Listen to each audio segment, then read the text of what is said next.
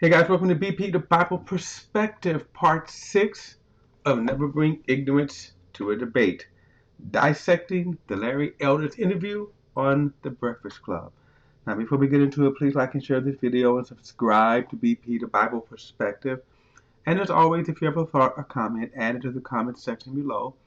All comments are welcome. We are continuing in deconstructing, dissecting Larry Elder's talking points. His talking point is quite simple. It has worked for him for decades. He speaks to white people about how bad black people are. That has worked for him. He's earned a good living from that. His bottom line is to deflect in every way possible from white guilt. In other words, it's not the white people. And there's a typical method to that. So if we bring up slavery, well, what do they want to do? They want to talk about how Africans sold fellow Africans into slavery.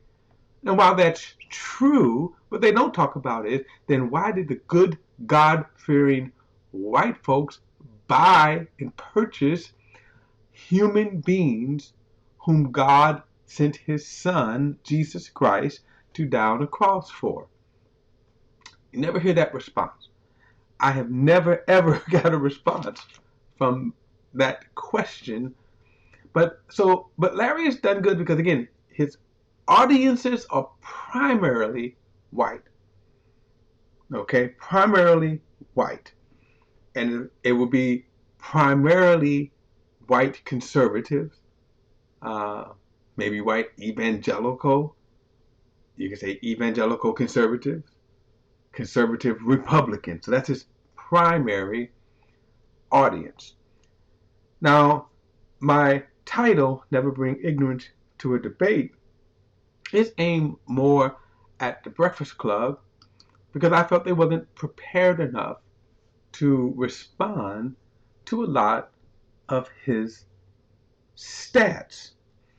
Now, remember, he's not outright lying, but he is certainly skewing the facts. He doesn't put the proper context with his numbers. And so you can do that with any stats if you want it. But let's continue on where we left off from part 5 and never bring ignorance to a debate. Excuse me. By the way, this is DJ Envy and Charlemagne the God. This is their show, The Breakfast Club.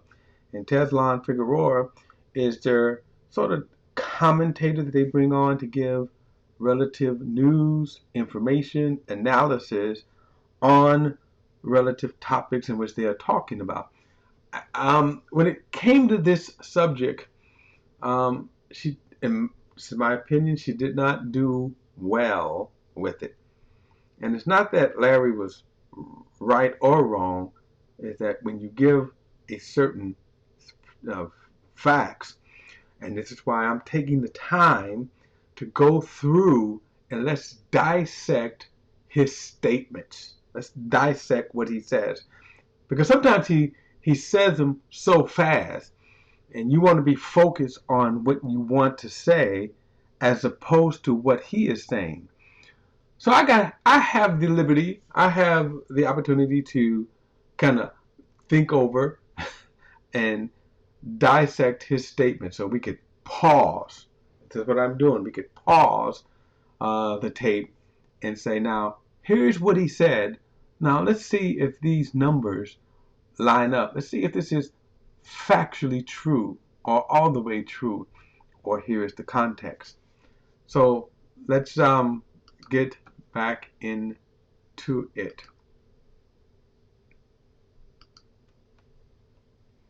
I'm going to back up a little bit too because I want to pick up on something he said at the end of part 5. And then let's go on with that. By the way, we're only about 11 minutes into this over hour interview. So as you can see, we're really dissecting his arguments here. Here we go. Just can I just address that? In Mhm. 1940, Go ahead. 87% of blacks lived under the poverty line. 1960, Now I'm going to stop and say, where is he getting this number from? And he says in 1940, 87% of the people lived under the poverty line. Now that's true in certain areas, but is it true in all areas? Was it true of all Black Americans? Because remember, we had communities such as the Greenwood section of Tulsa, which came to be known infamously and sadly as the Tulsa massacre. You had other budding towns, thriving black towns such as Rosewood. And by the way, there were a lot of massacres. Rosewood in the Tulsa massacre was probably one of the most popular, but there were town massacres all over. The point is, there were towns where blacks live. And so when they say 87% of the people lived below the poverty line, I don't know where they gathered information for that number, that high of blacks in the 1940s. Now, one of the things I will say that he's not talking about is how blacks were treated, the conditions that they lived under, that even if you wanted to say, now he's going to say something here that is totally asinine. Let him say it, and then I'll come back and respond. that number had fallen to 47%. That's a 40-point drop in 20 years. That's the greatest 20-year period of economic expansion for black people in the history of America. Again, well before Brown versus Board of Education, well before the KKK imploded, well before we had race-based preferences. Why? Because it was rare for a black kid to be raised in a family without a father in the home. A strong belief in Judeo-Christian values, a belief in patriotism, even as America wasn't applying these values to black people, obviously, and a belief in entrepreneurship. All those. That's just, again, asinine. So let's kind of dissect what he says right here. He said you had a 20-year expansion of black Americas. Now, wait a minute. And he's saying that this happened during the height of the civil rights movement. So then, if what he's saying is true, what was King marching for? And by the way, do you not remember that the "I Have a Dream" speech, that wasn't the original title of the speech? It was the the March on Washington for Jobs. In other words, in fact, if you kind of even move on, remember what precipitated his assassination was he had went to Memphis earlier, and it erupted into a riot. But then he was going back to Memphis on April 4th, 1968. The reason he was in Memphis was the black garbage men were protesting the racist treatment. So now this idea that he's glorifying this period of time where lynchings, blacks were being lynched at an incredible number. Um, Blacks were being jailed, brutally beaten, and killed, all within the system. Now, his point is that this black people thrive because of fathers. It's just, again, it's just, to me, it's unbelievable that he could say that with a straight face. Again, I'm not saying that the absence. Here's the point. Let me say this because I think I haven't said this yet.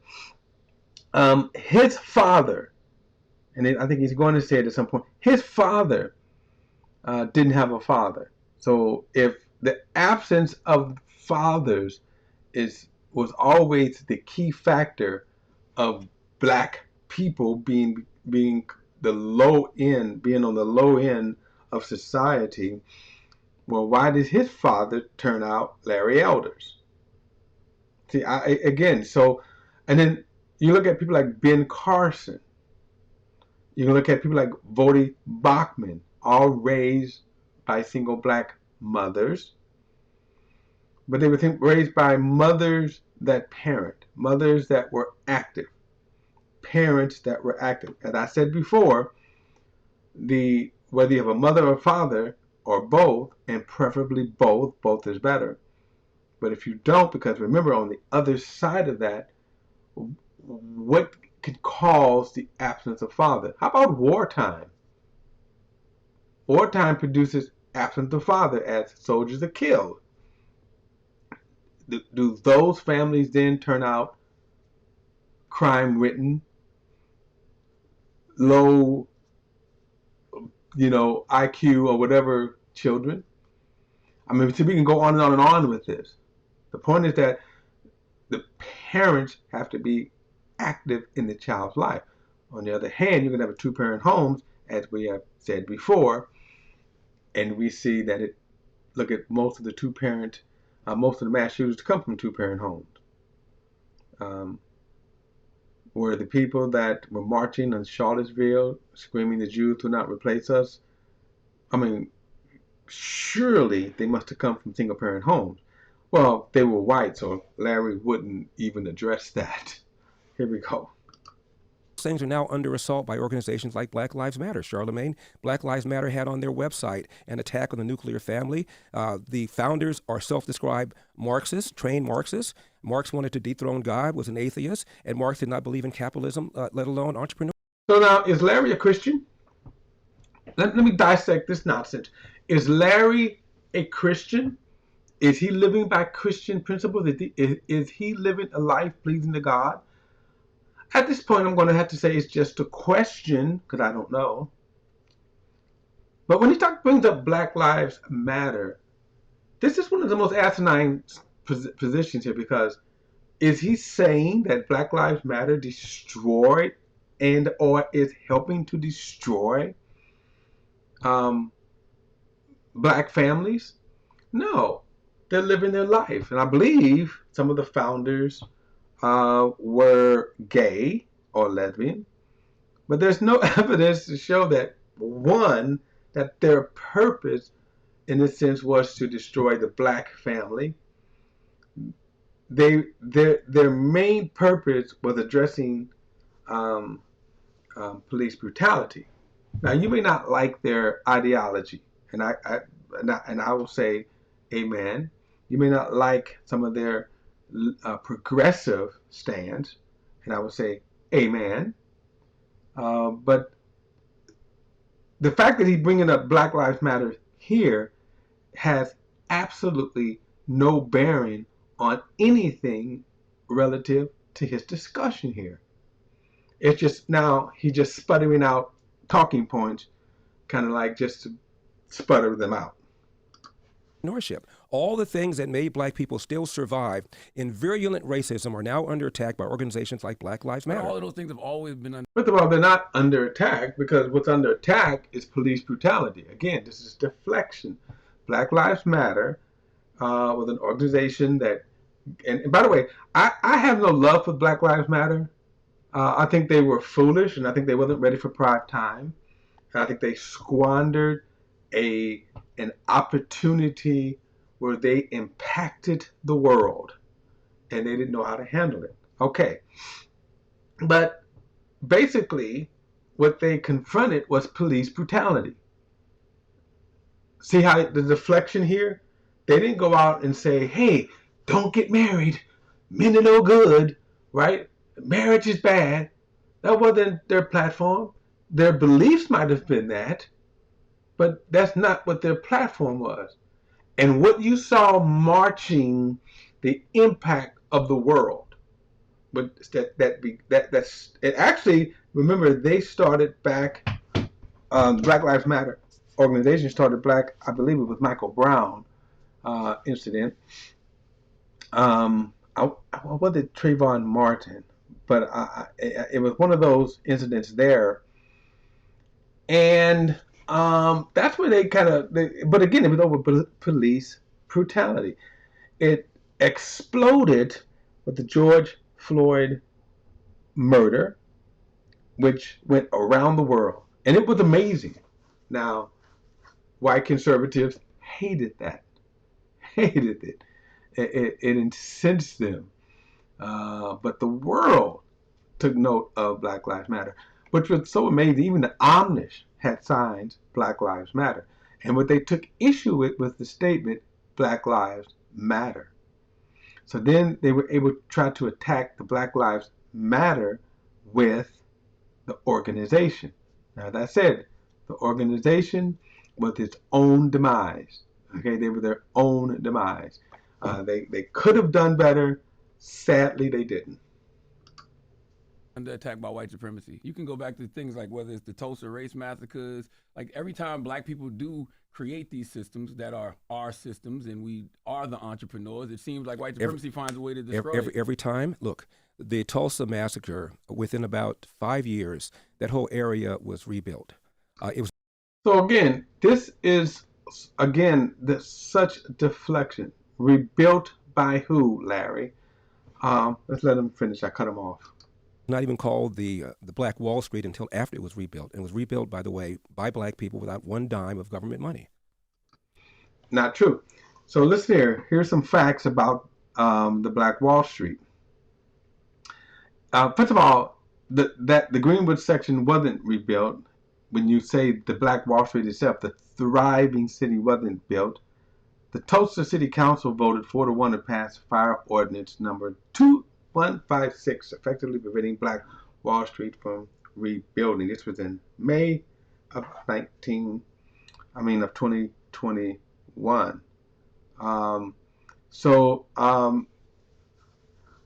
Now, what is correct? He says it was rebuilt by the black community by 1925, and but it wasn't thriving as it once was. Okay, so again, what is he trying to say here? So again, there's a lot of stuff in terms of what the community was and what was actually rebuilt. All right. Yeah, who destroyed it to begin with? It was racists who destroyed it. No question about it. We've had race riots, but so have Japanese. So you do agree that there's racism? I'm just so confused. I never even came close to saying. I never came close to saying there was no racism. You just saying you don't think it's systemic racism? Not anymore. Obviously, there was. We had something called slavery. We had something called Jim. Now again, so here's where the Breakfast Club is going off. Larry never said that there was no racism. His point is there is, in a sense, no effective racism. Now, obviously, you could say racism, the systematic racism was done away with by the mid-1960s, okay? But there are racist people. So again, the terminology is important here, because the reason why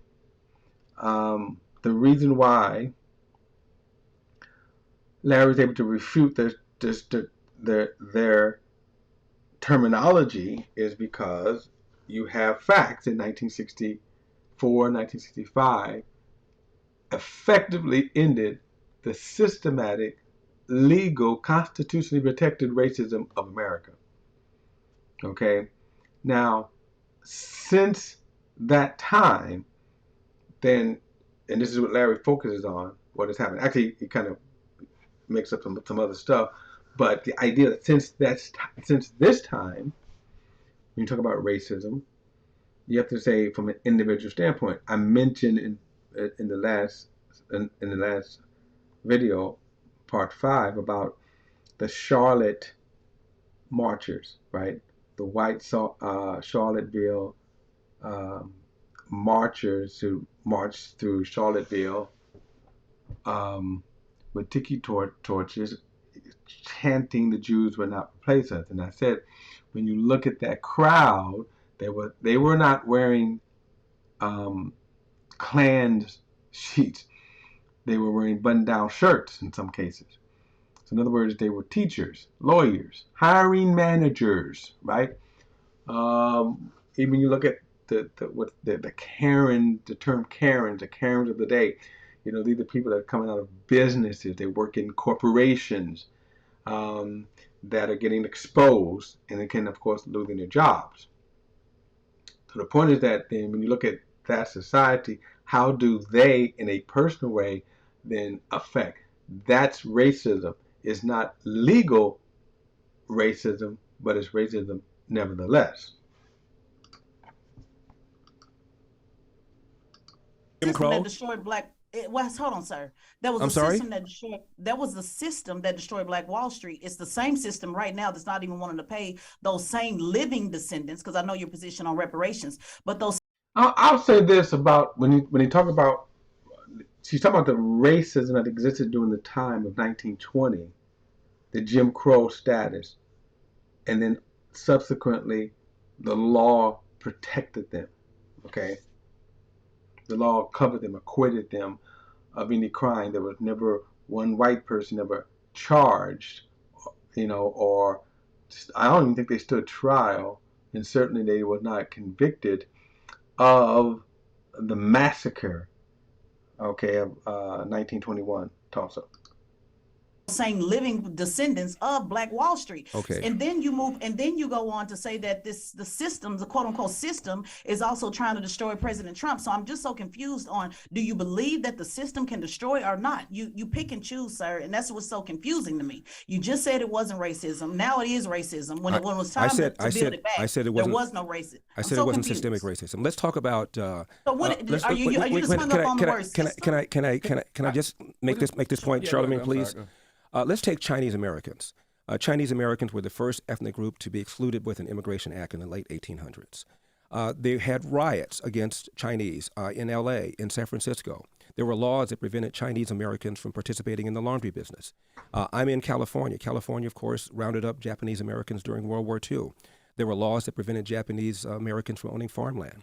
The average Japanese American household has a higher per capita income than the average white household. The average Chinese American household has a higher per capita income than the average white household. How does that happen?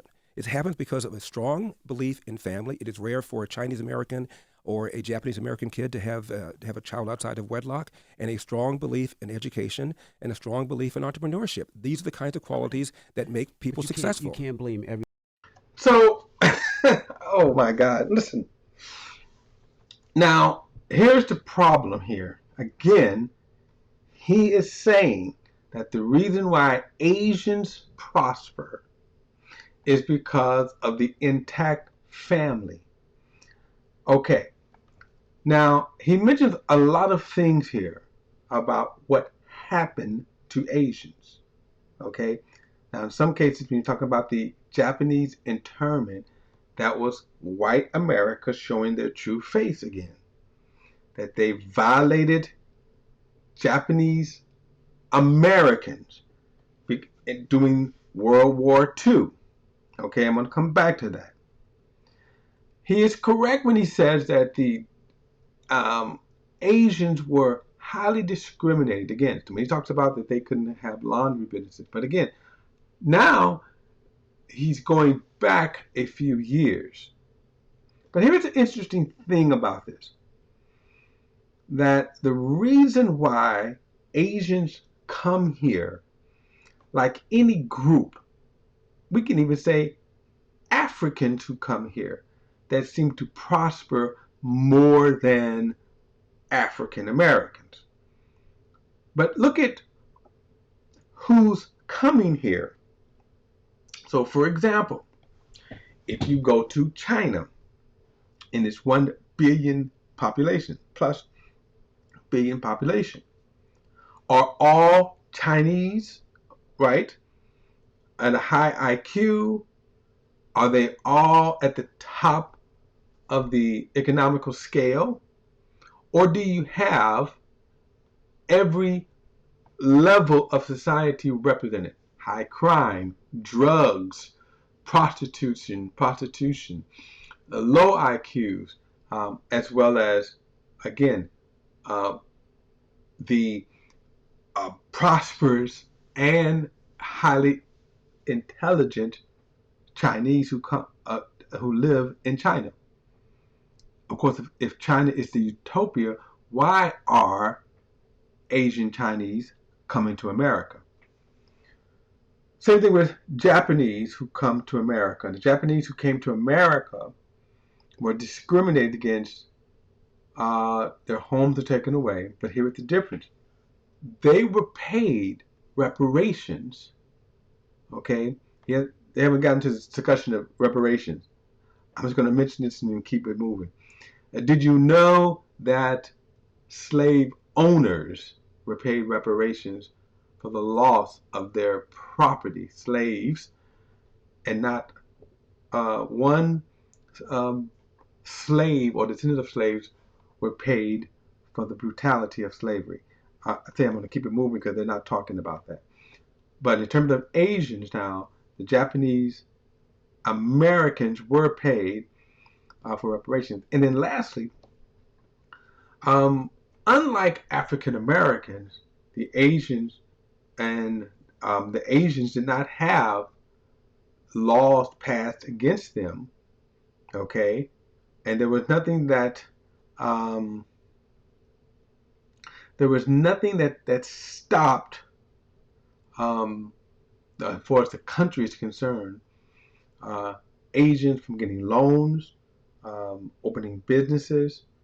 And yes, the Asians that came here had a higher work ethic, had a higher, you could say, um, scholastic ethic. Okay, in other words, they were very disciplined when teaching their kids. In other words, they didn't let their kids go out and play like the other kids. They studied. So the idea is that um, when Asians typically come here, they come here with a focus, and yes, they do prosper. Now, and I'm going to finish. They will keep their families intact. To the point is that even in the businesses, they're going to keep them close to the business, train them in the business, and then they will take over the family business. Okay. So again, there are other factors. This is my point. There are other factors why Asians prosper. And remember, our nation is slow to overcome its treatment of the African Americans. Everything on having a fatherless family, right? Because it's I didn't say blaming I know, everything. but that's what you're saying. You're saying a strong community. He is, in a sense, blaming all on um, fatherless homes. He's absolutely doing that. Okay, he's absolutely doing that, and especially when it comes to Black Americans. Now he's blaming everything on the absence of Black fathers. Certainly not on any other community. No, But you you said talk that's about what the I just Asian said. I community. didn't say But you that. talk about the Asian community. Asian community is easy for them to get loans for entrepreneurships. It's easy for them to get loans for houses. You look at our community. Okay. If you really want to talk about our community, right? You look at the schools in our community. Some of our schools are the worst, right? Would you agree with that? Yes or no? Absolutely. Which Right, is why. don't have Wi-Fi, don't have education, Which is don't why have one books. of the reasons I'm running for president is for school Also, choice. would you say that in our That's community also is systemic, by the way. it's also in our community is heavy food deserts. There's nothing but fast food places that are just killing and destroying that. Would you say that's true? Systemic too, by the way. Boy. Would you say that's true? I'm just asking a question. You said a number of things. I just addressed one of them about Sure. loans. In 1965, Barack Obama, who was in private practice, joined a bunch of other lawyers to file a class action lawsuit against Citicorp, which is headquartered here in New York. 186 Black people were applying for loans for mortgages. They didn't get them. And they accused Citicorp of engaging in racism. Citicorp said, no, it's not racism. You have poor credit scores, and we want to make sure we get our money back. Obama joined a bunch of other lawyers, and they sued Citicorp in a class action lawsuit. And Citicorp said, okay, to hell with it. Gave them all loans. And they followed them all up. Daily Caller did a few years later. Almost all of them lost their homes. Several of them filed for bankruptcy. One of them even said, when you don't qualify for a loan, maybe we shouldn't get a loan. Well, duh. It wasn't true that Black people were not getting loans. All right. So again, you pick one case. And if Citicorp was foolish enough to give undeserving Black people loans, that's on them. Now, I go a step further when we talk about the administration of a lot of the social programs. They have been horrible. I remember working for the Chicago Housing Authority when they started privatizing. And one of the things that they said, these were the leaders, we were piss poor managers, which is the reason why they were changing over to private management. And the private management didn't do much better. But here's my point. So government institutions are horrible when it comes to administering anything. If you go back 20 years, 20 to 30 years, there was a scandal among the federal government where where it came out that they were paying like $400 and $500 for a single hammer. Okay, now here's my point. Now there was a lot of politics involved, which I won't get into. So the administration of these programs is different than the program itself. So city courts violated their own standards and procedures and gave loans to people out of pressure. They were stupid. But that's not the real reason why they did that, by the way. Look at this. I'm going to read something for you, too. It says, and this was in January of 2023, from the New York AP. It says the Justice Department accused Los Angeles-based City National Bank on Thursday of discrimination by refusing to underwrite mortgages in predominantly Black and Latino communities, requiring the banks to pay more than $31 million in the largest redlining settlement in history. City National is the latest bank in the past several years. Now notice, the latest bank in the past several years to be found systematically avoiding lending to racial and ethnic minorities, a practice that the Biden administration set up its own task force to combat. Now you can go more into that. But notice he said there was just only one. So again, the deflection of, you pick one instance where, yeah, these were bad cases, but yet over the years, notice these settlements here, 31 million for settlements of redlining. So again, here is Larry so much to fight against the reality of racism, and yet at the same time, uh, at the same time, uh, it's again the reality here. Reality refutes him every single time. Plus, there are all sorts of Black-owned community banks around the country, and it turns out the turn-down rate when you apply for a loan at a Black community bank was even higher because they had less capital and they couldn't afford to loan money to risky people. It is just...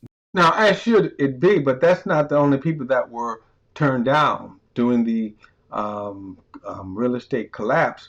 There were Black people who had credit scores of 700 and 800 that were giving bad loans, giving these what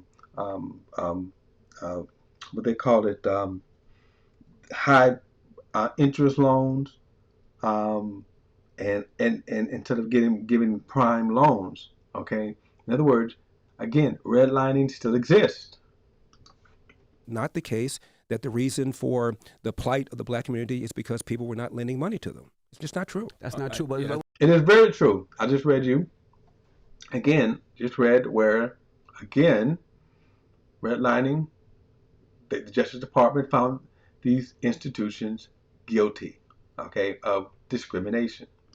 Hold on 1 second, Sullivan. So What's not you true? bring about facts of 1965, right? Let's talk 2023, right? I said 1995. 1995. We talk 2023, right? Now, again, he did say 1965, but I'm going to take that as a slip of the tongue. Being kind of old myself, I do it a lot, and I probably have done it, misspoke in this video. So My son will be successful in real estate and successful in buying a house. You know why? Because his Because of- father because of owns you- his house. because his of father you. owns a house, right? But my father Because and of you and his the drive- sister and because of his- you and the his drive you family put into did him. not own houses. I'll let Because you of- speak. Let me because of speak. you and can't the talk drive over you me. put If into we're him. not going to have a I mean, conversation, not a you're not even conversation. appreciating I what just you've let done you to your speak, and I'm son. just asking Okay. you a question. I just let you speak. And I'm gonna pick it up. I'm gonna pick it up in the next video here. I'll pick up on that when he's talking about, again, DJ and his son. I'll pick it up in part 7, guys, of Don't Bring Ignorance to a Debate. dissecting the Larry Elders interview on the Breakfast Club. Don't forget to like and share this video and subscribe to BP the Bible Perspective. And as always, if you have a thought or comment, add it to the comment section below. All comments are welcome. See you in part 7.